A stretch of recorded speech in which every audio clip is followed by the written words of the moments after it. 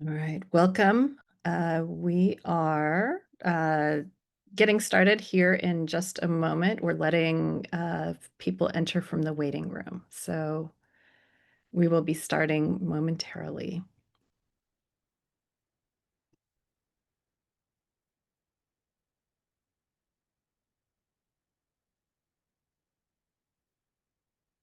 All right, it looks like I'm not seeing a huge influx of people from the waiting room. So I think I'm going to take that as a cue to get started. So, welcome to today's webinar hosted by Pressbooks, Navigating the 2026 Accessibility Requirements, Higher Education Strategies and Approaches. Thank you for joining us today, and we're excited to see a warm and lively response to this topic. As we get started, just a quick housekeeping note. Um, we feel free to use the Zoom chat to introduce yourself. In fact, we would love to know who is here. And so please do take a moment, share with us who you are, where you're joining from. If you have comments or questions for the group, please feel free to do that in the Zoom chat as well. And we know that this community tends to have a lively parallel discussion to panel webinars, and so we do encourage that. So thank you for jumping in and doing that. I see that happening now. Fabulous. If you have questions specifically for the panelists that you would like to address, please use the Zoom Q&A function. That will help us make sure that we're keeping an eye there on things that are expressly directed to the panelists themselves. So, with that, housekeeping, my name is Julie Curtis. I am Vice President of Growth and Strategy for Pressbooks. I'm joined today by four panelists from a spectrum of US-based higher education institutions. We have Carla Ghanem from the Maricopa Community Colleges, Michael Mace from Indiana University, we have Lauren Ray from the University of Washington, and Angela Hughes from Pima Community College. Each of them has daily visibility into the topic that we're diving into today around ensuring accessibility compliance for digital content. And so we will hear from them momentarily. I have a little bit of framing as we get started. So April 24th, 2026, that is the date when public governments and educational institutions in the US have a new requirement that all digital content must comply with the WCAG Guidelines 2.1 level AA standards. So for most organizations, this is raising the bar around the level of accessibility that they must support for digital content in all aspects of their operations and the people they serve. So for educational institutions, this means all administrative, operational, and learning content must meet these accessibility targets or risk things like losing federal funding, facing lawsuits, or other unpleasant consequences. And so, with that, we have lots of people and organizations trying to figure out how to approach this. Many have been doing it for a while, others are really kind of getting started here and now. This rule sets a common goal or a target for accessibility compliance. But it's also important to note that accessibility is less like a finite destination and it's more like a continually unfolding journey. We are all coming from different starting points with different resources, leadership, priorities, and expertise, and different experiences in this area. So, in other words, we are all at different points along that spectrum moving in a common direction. And as we consider that, there's some other helpful metaphors that we can apply. We're trying to make knowledge, educational achievement, and professional opportunities more accessible for everyone. I recently spoke with Hadi Rangan, who is an accessibility specialist and a colleague of Lauren Ray's at the University of Washington. He expressed it this way. He said, "Are we viewing this compliance target as a finish line or are we viewing it as a milestone? In other words, are we trying to finish a race with this on that date, or are we seeing it as a broader, sustained journey with a sustainable impact that we are aiming for?" And just putting it a little bit in a little bit finer context, these are his words directly. We're here today to talk about this journey towards accessibility compliance, and I loved how Hadi framed it around what are the ways that we can approach this differently? He said we need to stop thinking about accessibility as a burden or a checklist. It's an opportunity to improve the experience for all users. And I love that positive framing and hope that in this discussion, where we'll talk about tools, approaches, what that journey looks like, we will find ways to kind of shift how is it that we're educating ourselves, how are we setting priorities, and share ways that we can continue coming together, building a culture and a practice around accessibility and inclusion. So with that framing, I want to stop me talking and turn over to our panelists. I've asked the panelists to provide a little bit more context. They come into this from different positions, different roles, so they share a little bit about that, as well as the organizations that they're part of.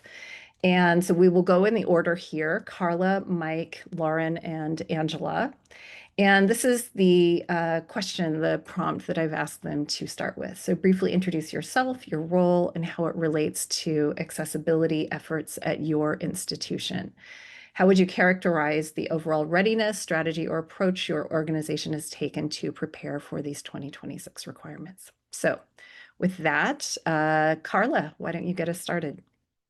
Sure. Thank you so much for having me. Thank you, everybody, for joining us today. I'm Carla Ganem. I'm an instructional designer with the Maricopa Center for Learning and Innovation at the Maricopa Community College District. We are a district that includes 10 institutions.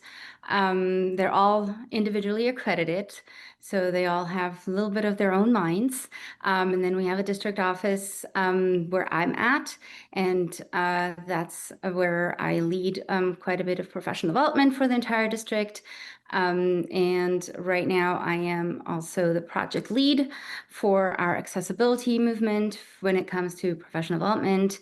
And so this is where I'm coming from for this. The question about overall readiness, strategy, or approach. So then the thing is I don't know about other institutions, but for us, we don't really have one person who's doing the job. We don't have a person or a department that is assigned to work on this. And so it's just lots of people bringing in their heads and coming in together and trying to make sure we are compliant. And that's right now where we're starting at. We're compliant, trying to look at compliance.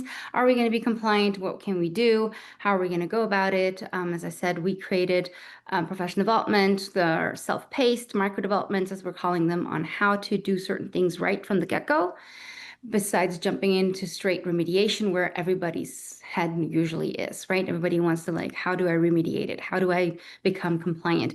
We're trying to change the culture.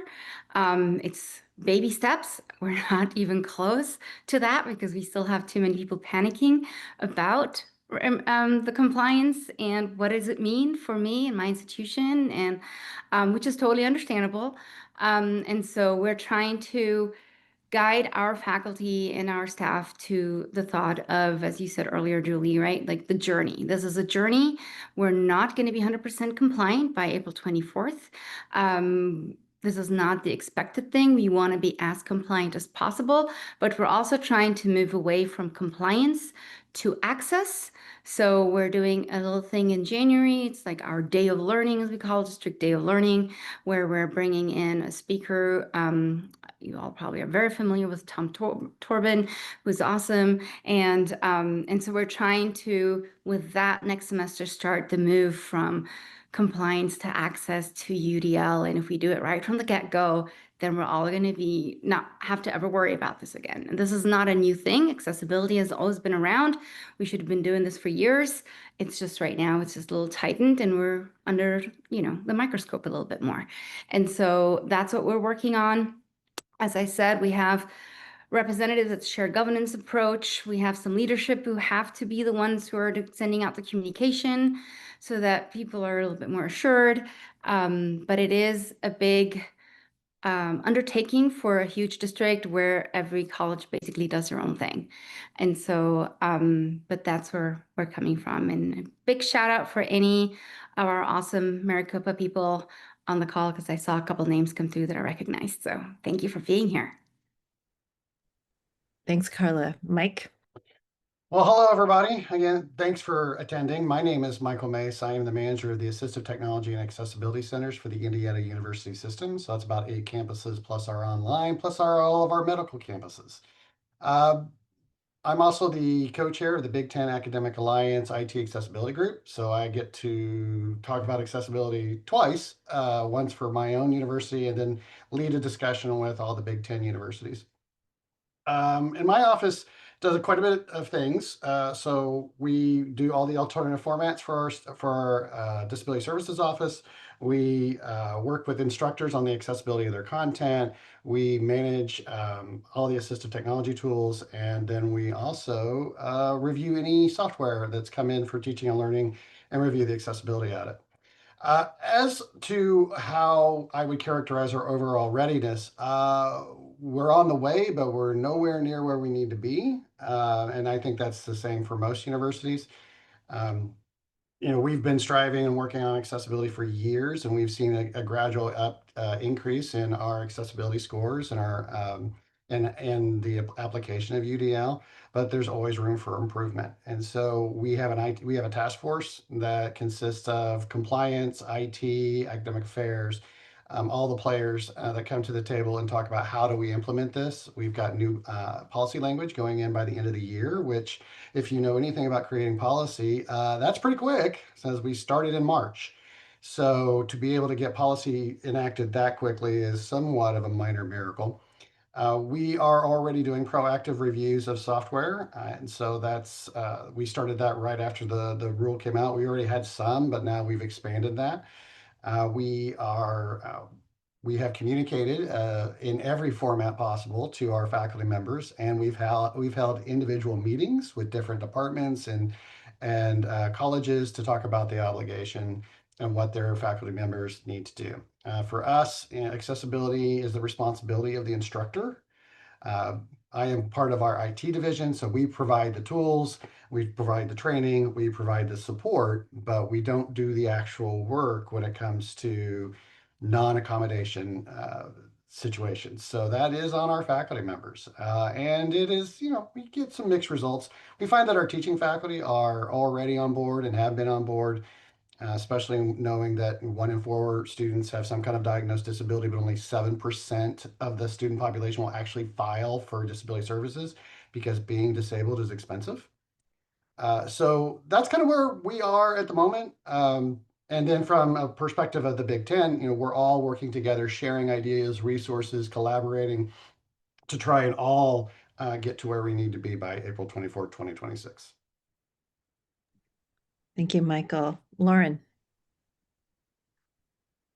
Yes, hi everyone. I'm Lauren Bray. I'm the Open Education Librarian at University of Washington in Seattle. This is a position I've been in since 2018, and I'm one of four network managers for UW for Pressbooks.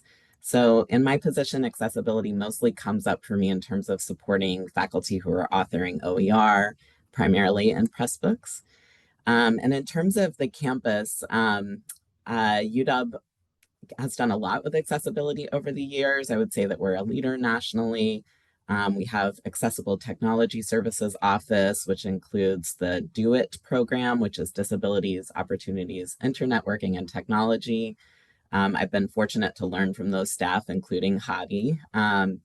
And there's been a great deal happening in terms of coordinating efforts at the university level. I can't speak to all of those. I'm more aware of kind of what's going on in the libraries. But overall, in our university, there's staff working on faculty support, procurement, and remediation. And the Office of the ADA Coordinator established a digital accessibility task force for kind of high-level oversight, and that produced a lot of teams, including an academic course content accessibility action team, which formed, I think, 6 to 8 other teams, including ones for PDF, Canvas, LTIs, and digital textbooks. And I was part of that working group. And overall, there's just a lot of communication going out to department chairs, faculty, trying to calm fears and address like lack of time, lack of capacity, and in some cases, lack of funding.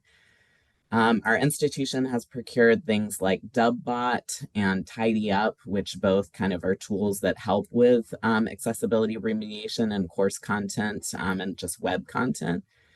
And then in the libraries, we've had an accessibility working group for almost 10 years that have done things like hosting accessibility quick tips training for library staff and evaluating our subscription databases. And in the last year, we've formed a UW Libraries ADA Title II task force that's really looking at how we can, what the libraries can do in terms of addressing compliance by April.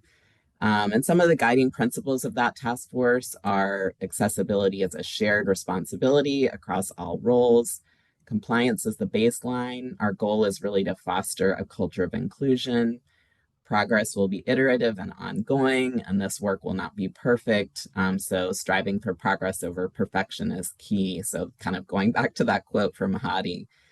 And I would say a challenge in the libraries is kind of addressing how proactive we want to be, especially when different tools are kind of coming down the line, and what will this work look like after the April deadline. So I would say overall, there's a great deal going on at our university and library level to prepare, but like many institutions, kind of echoing what Carla and Michael have said, we know that creating and remediating materials for accessibility isn't really a skill that most faculty and staff come with. So getting there is going to require a lot of like hand holding and support. So Thank you, Lauren. And Angela. Hi, I'm Angela Hughes from Pima Community College in Tucson, Arizona. My role is similar to Michael Mace, except I'm not in IT. I'm housed in Access and Disability Resources, the department that serves students and the public. And my role also, it similarly encompasses the accommodations for students with identified disabilities and the assistive technology needs or alternative format remediation specific to their approved accommodations.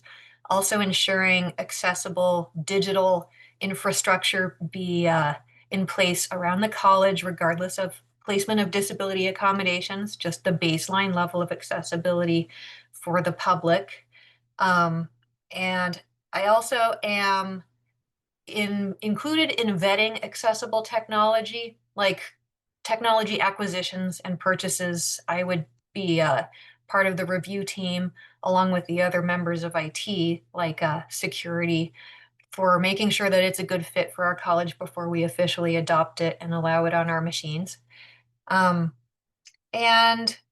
the part, oh yeah, also I manage the alt format production office. So the area of our campus equipped with 6 team members that remediates. And by the way, we are a campus, we are a college that has 5 campuses. So when I say we have 6 team members, I feel like I'm bragging about the size of our students with disabilities office, but it scales to the vast amount of space and students that we have. But yeah, we have alt format remediation, a lot of captioning, a lot of tackling PDFs. Those are probably the biggest bugbears, not just for students with disability accommodations, like I said, but also for the general public, like financial aid trainings. Anyone who may attend, they need a captioned video for that.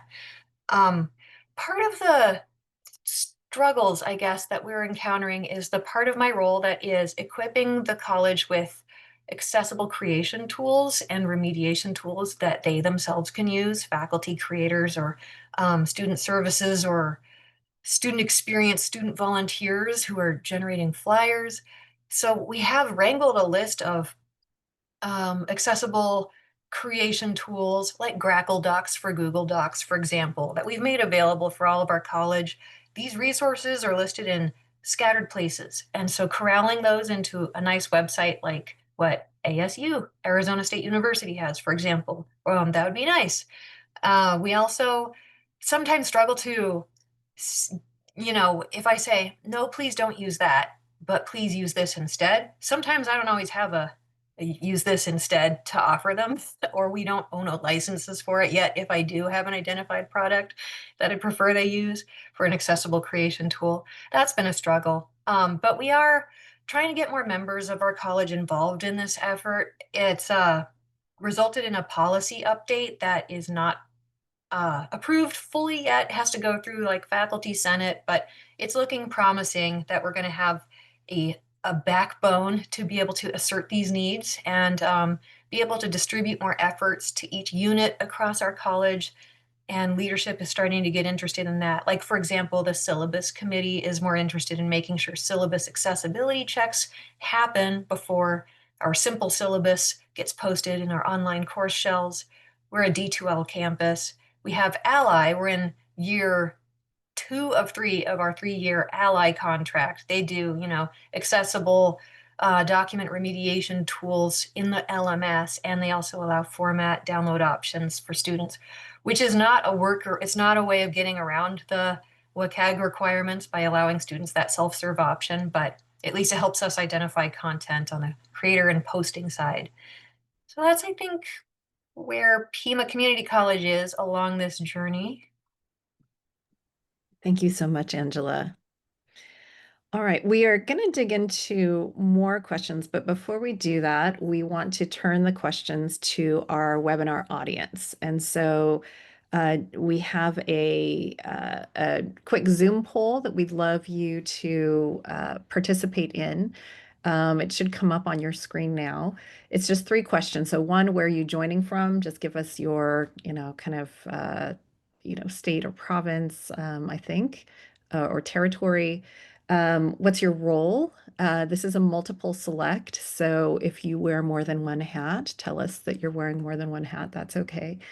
And then the last question is kind of a scale rating about where you would put yourself on the readiness scale for meeting the new ADA compliance targets. So keeping an eye on the participation rate as we get a few more responses in, and we will take a look at what that looks like together.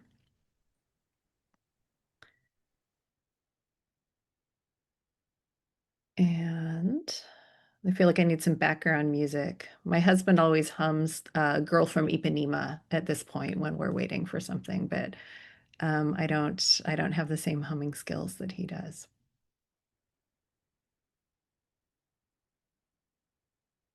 All right, I think we're coming up on, yeah, whoops.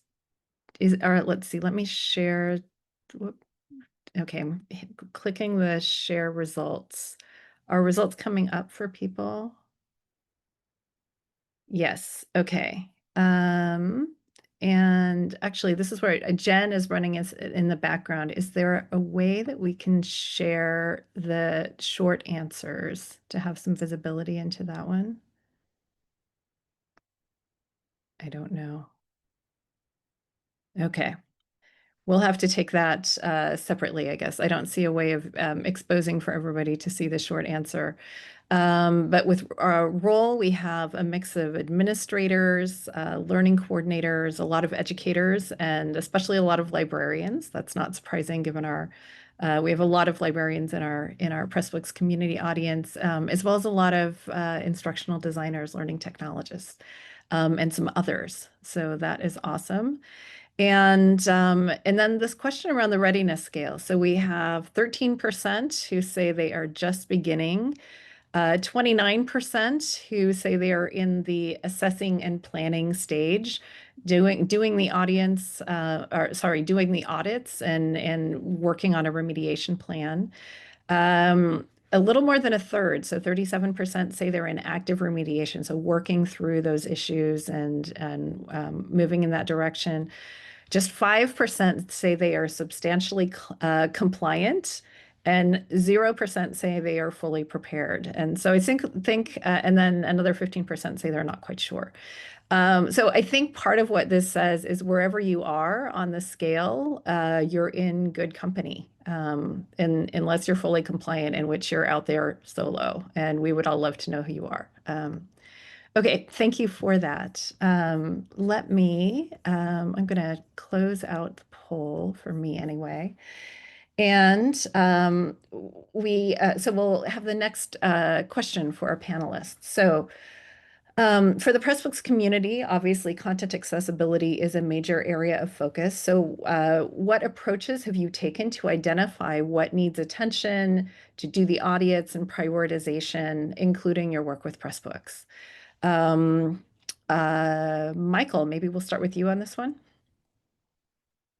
I was writing down my answer to Sorry. No, that was all right. So we've attacked this a couple different ways. Obviously, communication, and we do that through Salesforce so that we can track. So when people come back to me and say, "I've never heard of this," we can say, "You deleted the email without reading it."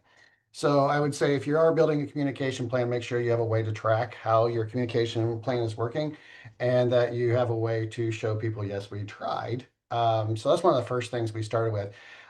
When I speak to schools and departments and they're looking like deer's caught in headlights, the first thing I say is, what are your high enrollment classes and first 100 and 200 level classes?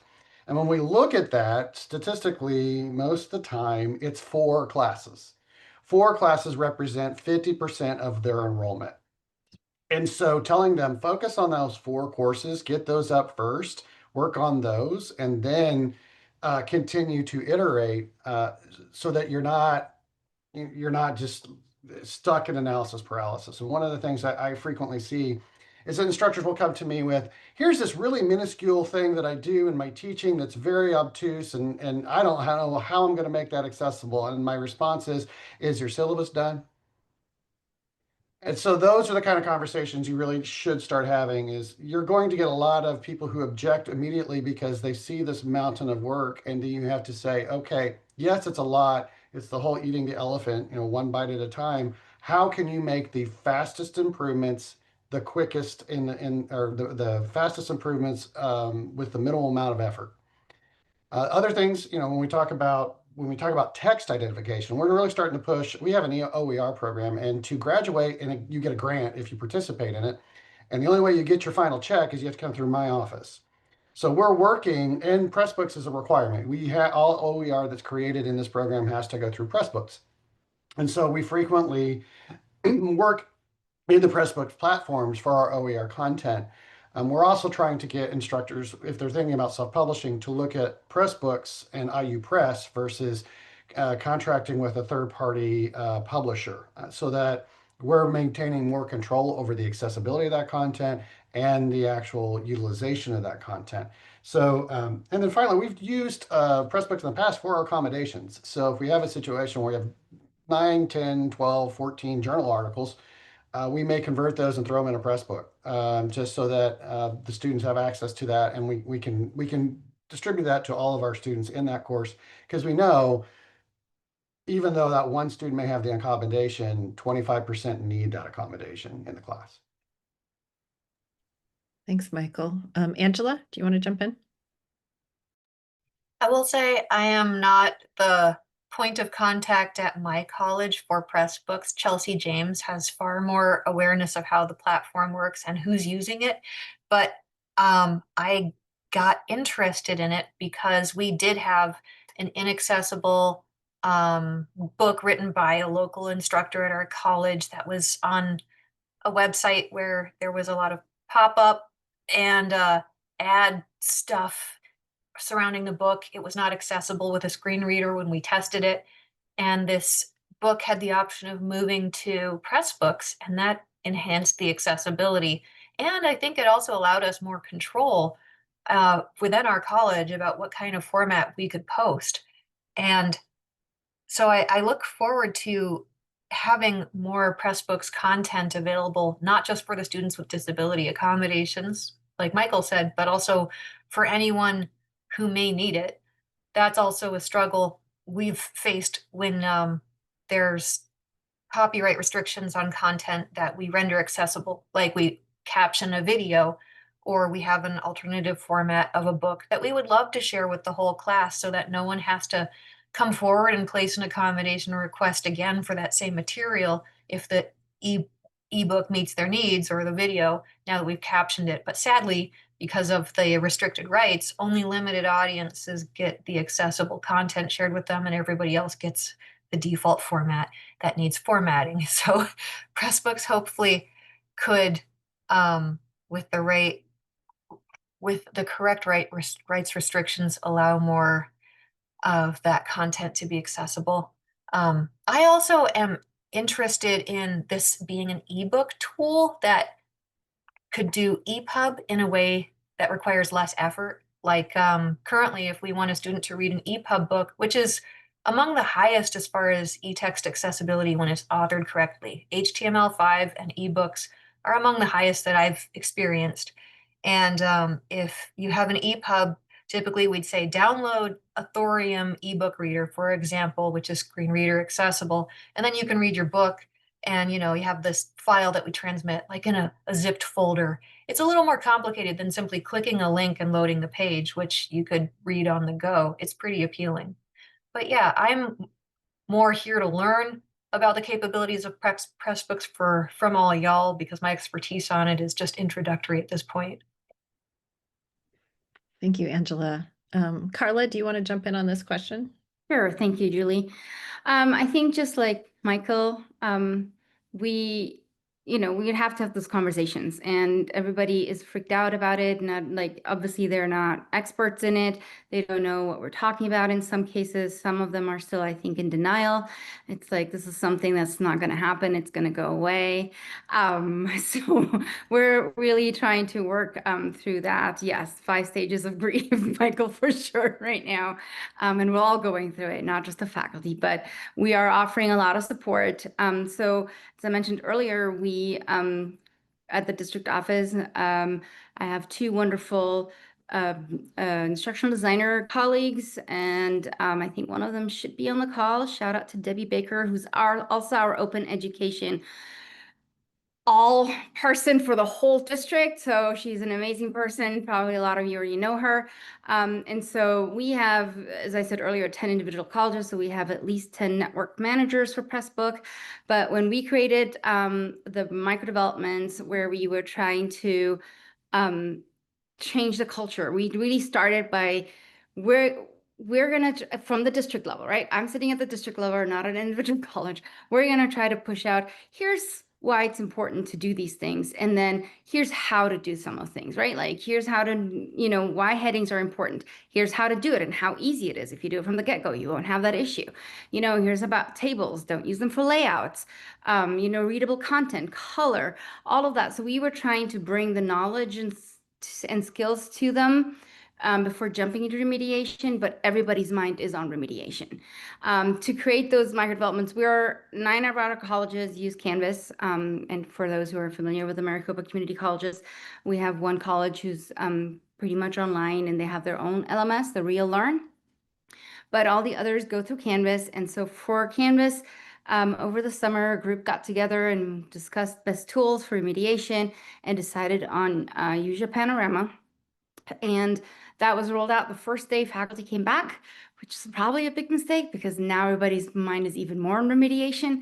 And all they care about is like, how does this tool work? And does this tool work for me? And why is it not fixing things? And why is it calling out all these issues? And so we're trying to focus them back on like the journey that we're trying to get them on. And for those micro developments, even though they were in Canvas, we actually used Pressbooks to show it off because we have our a license with you all and we love it. And we have a lot of awesome faculty and staff who are creating things in Pressbook. And now with your new accessibility tool within Pressbooks, even making it awesomer because now like everybody's going back and fixing their books and figuring things out. And but we're using it to model it, that if you do your own material, if you use open educational resources and you import something, you can check the accessibility in there because yes, third-party tools are not scanned by a lot of these remediation tools within the LMS. And so that's still going to be a problem. And yes, third-party tools might still have this little note telling you that they're accessible, but that's not necessarily 100% true either. So there's still a lot of work on the faculty and responsibility to actually figure out if their tools that they're using are actually really, really, truly accessible, and the materials are. And so we're trying to use this also as a push to, have our faculty use a little bit more of the open education resources where they can update things as they go and make sure things are accessible and they don't have to worry and wait for, a publisher's um, to put it through another round with the authors and reviewers to get it updated. And like 3 years later, here we are. And so this is like a really quick thing to do. And so we decided to use Pressbooks as our main content creator. And so to model it and to remind faculty that this is still out there and you should be using it. But that's where we're going with that. And we're hoping to continue pushing that forward and making sure that we have more of the accessible materials for our students. Again, Pressbook for Canvas is a third-party tool. I'd like to put that out there. I don't want to mistake everybody like Panorama, Ally, whatever you're using, Tidy Up. I think it's the same, Michael. Correct me if I'm wrong. Won't necessarily scan that and check it, but the nice thing is that Pressbook has its own accessibility checker, and so you can go through that first before you import it or like pull it into your Canvas course. And the other nice thing is like what we're trying to do is really like do it correctly from the get-go, right? We all have 100 PDFs, but where's your original document? And why don't you work on that original document and fix it? And that way you can use PDF, right? And you can continue going on from there. And there's obviously hiccups. There's still things like scanned documents and all of that that we're trying to work on. But we're trying to tell them baby steps. We're trying to tell them this is like a journey. Take one step at a time, one phase at a time. Right now we're focusing on like, let's focus on your spring courses because they're going to be the ones that are live during, that deadline that is coming up, and then we can continue working on other stuff. Thank you, Carla. And Lauren. Yes, so for this question, I think I'll focus on our my work with Pressbooks. So as a Pressbooks network manager on our campus, we've kind of always had this concern about accessibility of works authored on our network. And our Pressbooks network has grown exponentially over the last 5 years, which is great, but there are a lot of projects that have accessibility issues. So earlier this year, we reached out to our UW IT Accessibility Technology Services to sort of explore whether DubBot could be a tool that we could use for Pressbooks and sort of how to start prioritizing projects on our network.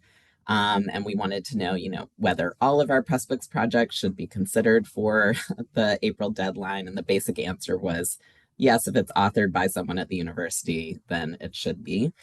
So we had to start thinking about how to manage the work of addressing accessibility issues on books across the network and how to prioritize those works.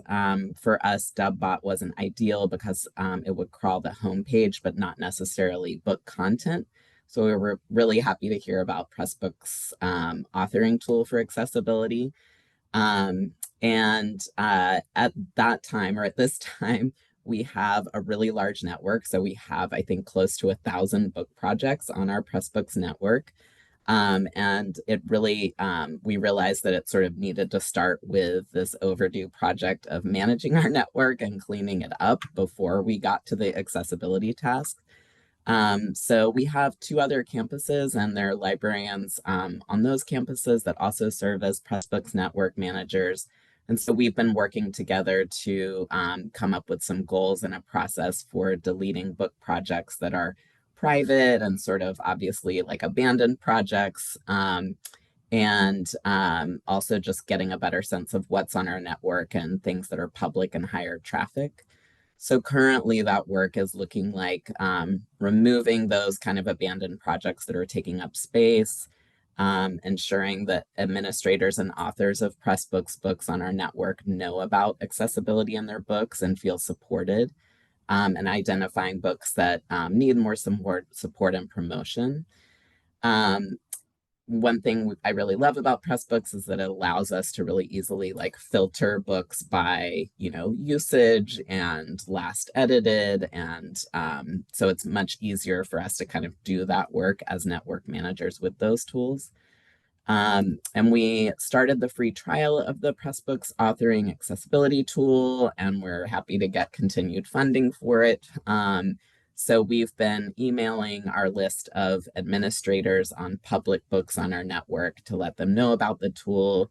We've been getting questions about it. We have authors that are working through the accessibility tool in their books.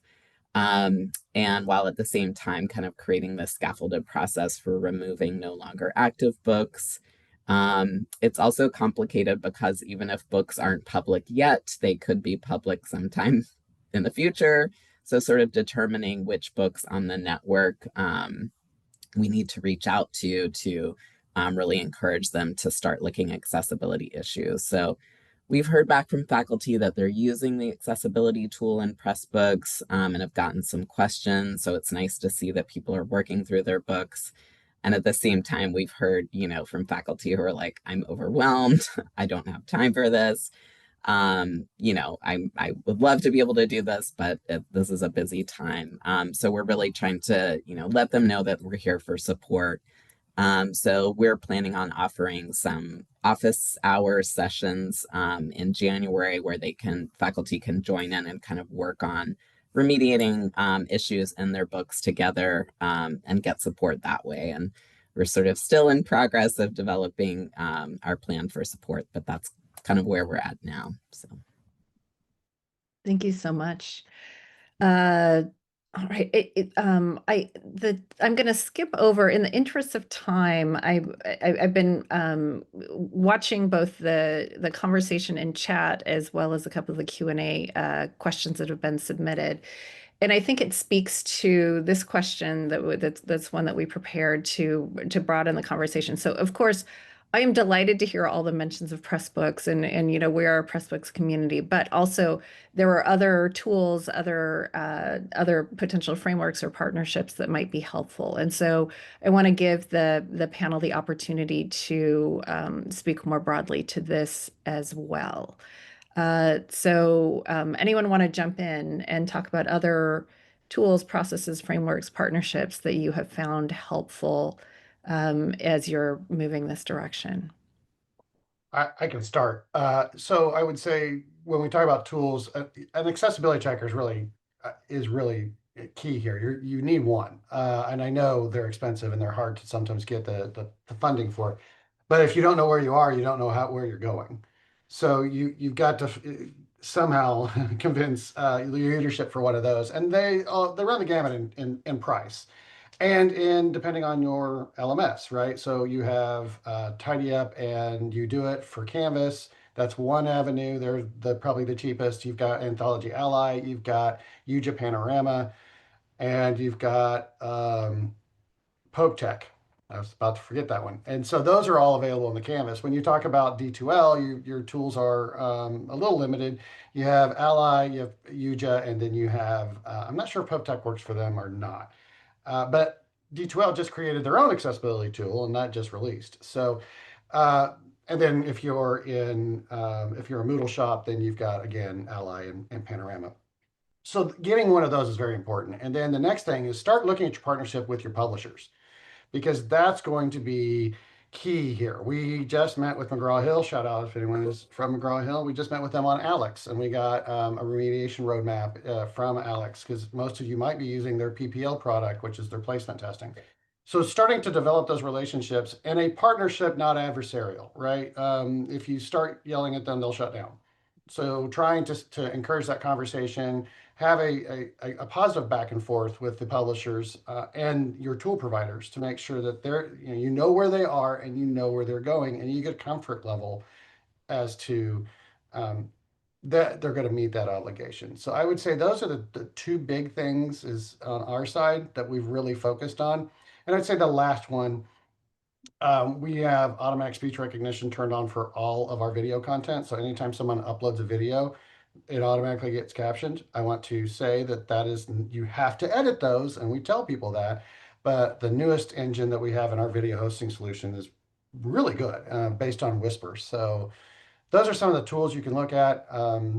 There's also some open source stuff too, but that's a little limited. Thank you. Others want to jump in. I can jump in. Yeah, I mean, I think just from an OER librarian perspective, it's been useful to really build more accessibility training into my consultations and workshops that I'm doing with faculty and students. So I would say I didn't do a great job with this in the beginning, and I just kind of say, make sure your work is accessible. And now I'm really trying to do more kind of step by step in particularly in authoring and Pressbooks. And I think it's interesting also working with students because they often know a lot more, I think, about these tools or about alt text or accessibility authoring than we think. So, asking a class, how many of you have heard of alt text? How many of you use screen readers? And kind of using that as a way to generate conversation in that training. But I would also say, just as an OER librarian who's interested in, obviously like textbook affordability, the work that I was doing on the e-textbook group kind of exposed some of the like misconceptions about open educational resources being inaccessible and a sort of like conflating OER with bad scans of books or book chapters. And so I think doing that work of like, communicating and partnering with parts of the university that were working on accessibility compliance to have a better understanding of what open educational resources are. And also working alongside the bookstore with trying to improve course materials reporting to the bookstore. Like many institutions, that's low here, lower than we would like it to be. And so I think for the libraries, getting more information on what exactly faculty are asking their students to access, not only OER, but also libraries licensed materials, can go a really long way for us in helping us not only address like licensing limitations and get a sense of affordability, but also address accessibility within those libraries licensed resources. So, I think just lots of partnerships and kind of broadening this look of kind of what OER is and making sure that open educational resources and affordability are like part of this conversation has been really important in this effort for me. Thank you, Lauren. Angela. I have also noticed that non-library free resources have been popping up in courses, perhaps more often in lieu of a textbook that would have been purchased for a price at the bookstore.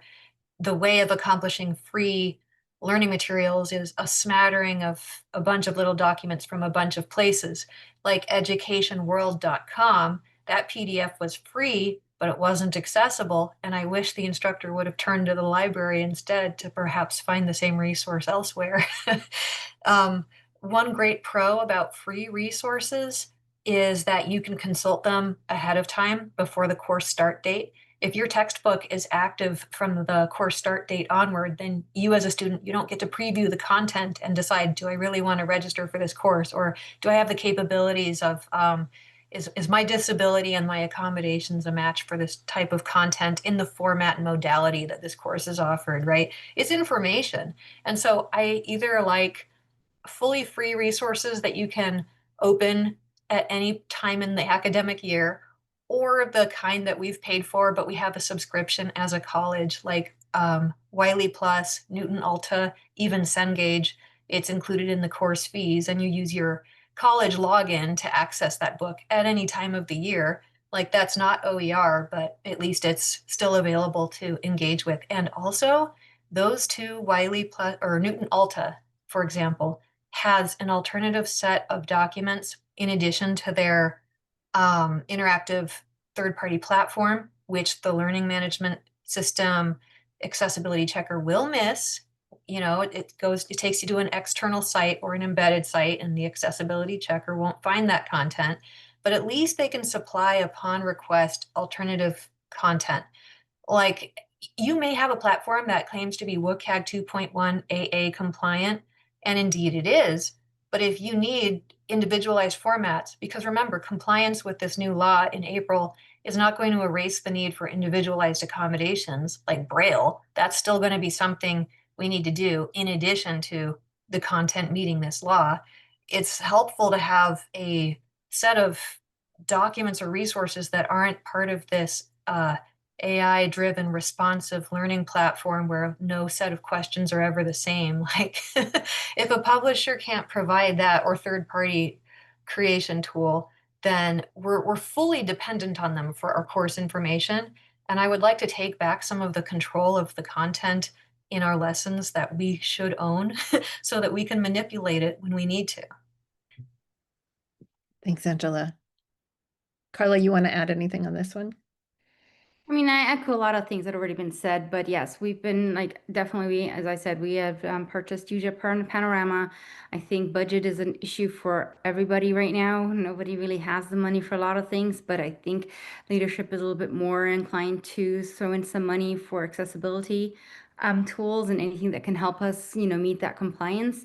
We're also trying to push a framework that we're still working on. We have a bunch of subgroups, like working groups and subgroups of those working groups to try to come up with, I mean, I'm amazed at Michael's policy coming up with a couple months. Like it's going to take us, I think, much longer to figure all of this out. But so, thinking about removing content that you're never going to use again or you're not really using at all, revising your content, and then write it first when you're creating the content, right? Like the 3 Rs that the University of Minnesota put together. And so we're trying to encourage that. It's like, yes, PDFs is always going to be a problem, but yeah, we have the full suite for them to go in and use the accessibility checkers. As Michael was saying earlier, accessibility checkers are going to be a huge help for them, especially when they're creating their own content. So we've shown them how to use accessibility checkers within Microsoft Office. We're purchasing Google, no, Google, Grackle workspace so that we can be able to use, Grackle for all the Google apps that we use. Obviously, we're right now looking into finding some tools for audio descriptions because captioning is one thing and transcripts is one thing, but then the audio description is another issue that we now need to make sure we're all on board on. So there's a lot of things happening at the same time, and it's all very, very overwhelming. But the partnerships that we're trying to create is definitely where we need to be moving a little bit and becoming more stronger. All right. Thank you, Carla. There's been some Q&A activity, and as I'm checking the time, I want to touch on a couple of the questions that are here. There are some that have been answered already. So if you're an audience and want to take a look at those, there are some answers already provided. One question from Joe Rogers: interesting idea, curating things in Pressbooks to use those tools and be consistent. Are there any tools to facilitate importing other formats into Pressbooks for such tasks, like certain D2L modules? We do not right now have a sort of a known tool for slurping up LMS content and pulling it into Pressbooks, although we have had a couple of requests for that. I am not aware of something that does that easily, but welcome if others in the chat are using tools to do that. That would be helpful to know. Another question is Pressbooks open to accepting ScreenPal for embedding videos? I wasn't sure the technology layer on which platforms Pressbooks uses and what's needed on the end of the video platform to be considered. So Pressbooks does allow embedding of video that's openly accessible. YouTube is the standard one that ends up getting used a lot. But I think we actually use ScreenPal internally for some of the video creation work that we do and have been very happy with that just as a tool. We'll want to, so whoever is asking that, it would be interesting to have a conversation about what degree of embedding you'd be interested in, and are there some additional, for example, accessibility elements that particular tool might be helpful with, and we can look at, are there other things we might do on our end to make that tool more usable than it might be right now with the existing capabilities in the platform. And then there was a question, I think, about somebody requesting this would be great to save the chat. I think that's something that we can easily do and share afterwards, along with the recording and other resources. Okay, one more question. Our institution's OER team asked our digital accessibility team to look at Pressbooks accessibility authoring trial. They indicated it was using an open source free solution. They asked about Pressbooks accessibility authoring tool and how is it different and justified as a cost. That is an integration of Editorially, which is a free tool. To get it to work inside the editing platform, it didn't work out of the box, so we engaged the creator of Editorially and have made some additional adjustments so that works nicely inside the video editing tool. And we're continuing to work with them to refine it and make sure it keeps working as they continue to evolve Editorially. So there is a cost associated with the ongoing development and maintenance. And so that's we want to be sensitive and make that as affordable as possible while allowing people to opt out of it who don't see value in the tool. And so that was our reasoning and our rationale around that. Okay, I want to pose one more question for our panel. Any final advice or wisdom that you would share to help organizations navigate this change and build a stronger culture and mindset around digital accessibility? Let's see. Who would like to jump in? Who has an answer ready for that? Mike, let's start with you. Work with the people who want to work with you and find joy in working with the people who want to work with you. This job is incredibly hard and you get incredibly disappointed sometimes. So you have to find the joy in the work and you have to find the joy in the people. And you want to convince them that this isn't, I know it's a bad word now, this is an equity situation. And you don't know who is disabled in your class. And you're going to join our disabled family at some point if you're fortunate enough to live long enough. So that would be my advice because it's been really hard lately. And I keep having to go back to the people who bring me joy, who want to work with us, who want to make improvements and are willing to do the work. So that would be my advice. So, and some self-care. Thank you, Michael. Lauren? I can jump in. Yeah, kind of echoing that. I think for me, the biggest help was sort of working directly with material to try to make it more accessible and doing that in a room with colleagues. We had a colleague of mine was encouraging me to create, we were creating guides for making more accessible resources in Pressbooks and Manifold. And so we spent, like an hour every 2 weeks just in a room, kind of like working through different questions. And I learned so much more about accessibility just doing that on, in community with someone else and kind of being able to ask questions and having space to try out different things. So I would just say, like, trying to do that, like collaborate with people that you enjoy working with. I would also say there was a really great presentation at Open Ed for librarians called How to Comply with the New DOJ Accessibility Rule, a practical guide for OER creators by Saeed Sherikane. So I would recommend taking a look at that. I thought that was a really useful presentation. And then I think just finally that like emphasizing process over product and emphasizing that also in your work with faculty and staff as a way to sort of like alleviate stress is a piece of advice that I would say is useful. Thank you. Final advice, Angela or Carla? I can go. I mean, definitely echoing what both Michael and Lauren said. I think one thing that we're trying to do a little bit more is tell your story. So, because as Michael is saying, it is hard. And, I don't believe there's like necessarily somebody who's like 100% expert and everything. We're all going to make mistakes. We're human. We're going to forget about something because it's so easy to forget about something if you don't need it, right? Like we don't think about what others might need, looking at other perspectives, but sharing that story of how you got to where you've gotten, and then just collaboration and sharing resources, right? Like don't order the stuff, share it, create it, and all in the beautiful thing of open. Just be open to collaborate with others, not just within your system, but maybe even outside. And so that's we're trying the storytelling part. Like this is where we are at. Like I was an expert. I mean, I was very aware about things that I was creating from an accessibility mind, but there was always things that I know I missed.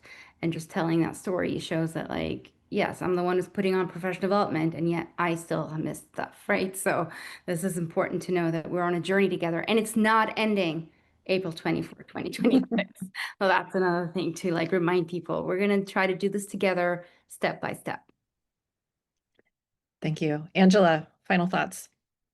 I think it would be good to make the default option the accessible option when possible. Like if your college has the ability to choose from an array of tools or just one that has been heavily vetted, make that as easy to get as possible, buy enough licenses or distribute the free thing.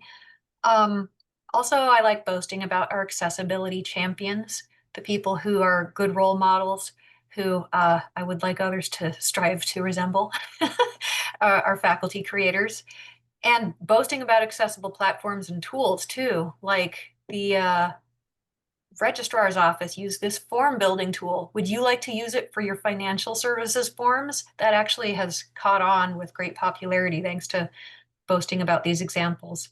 So you're addressing at a major institution level what tools everyone needs, and then at a micro level, like look at each individual user of these tools and target them with the role models identified. Thank you so much, Angela. We are just a little bit past time, so I want to let people go. I want to note, though, that as we've said, this doesn't end. It won't end in April. It doesn't end right now, but we would love to be able to keep this conversation going. We have in the Pressbooks Community Forum a community discussion that Jen, our Pressbooks colleague, started. If you are a member of the forum or if you aren't yet but want to be part of this, this is a great place to put stuff out there, both for the Pressbooks community, we'll be watching it, but also for the general community to continue to, share these ideas, ask questions, and tap into the broader knowledge of the community to help us all do this well and better. So with that, I want to say thank you to our panelists, Angela, Michael, Lauren, and Carla. Thanks to everyone who was here to be part of this conversation. Thank you, Jen, for doing all of the background and legwork to make this happen. We know this is a continuing conversation, and so look forward to the dialogue as we go forward. Thank you. Have a great rest of your day. Take care.